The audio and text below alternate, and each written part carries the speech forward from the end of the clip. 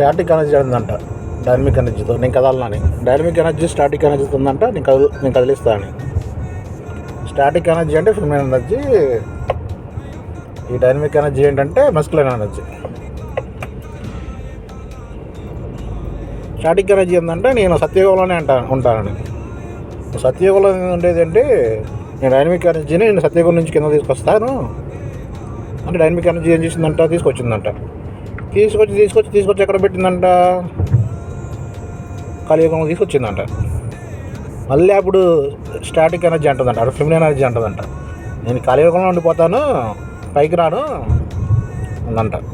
మళ్ళీ dynamic energy ఏందంట అంటే masculine energy, లేదు నువ్వు కలియుగంలో ఉండడానికి వీలు లేదు, నిన్ను మళ్ళీ సత్యయుగంలో తీసుకుపోతానని పైకి తీసుకుపోయిందంట. ఈ విధంగా స్టాటిక్ ఎనర్జీ, డైనమిక్ ఎనర్జీ అంటే ఫెమినైన్ ఎనర్జీ, మస్కులైన్ ఎనర్జీ ఒకదానికి ఒకటి ఇంటరాక్ట్ అవుతూ యుగ ధర్మాన్ని మారుస్తున్నాయంట.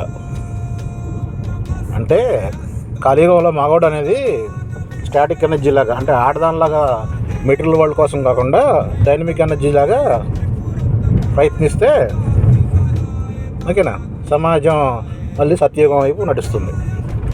ఓకే, మాకు వస్తువులే ఉన్నాయి, డబ్బే ఉంది, వస్తువులే ప్రేమ, మేము ఇది చూసుకునే హడావుడి చేస్తామంటే ఓకే, అది మస్కులైన్ ఎనర్జీకి సంబంధించింది కాదు, ఫెమినైన్ ఎనర్జీకి సంబంధించింది. ఇది కలియుగం ధర్మం కావచ్చు, బట్ మగవాడు అనేవాడు మస్కులైన్ ఎనర్జీ ఎప్పుడు ఓకే స్టాటిక్ ఎనర్జీ లాగా పని చేయకూడదు.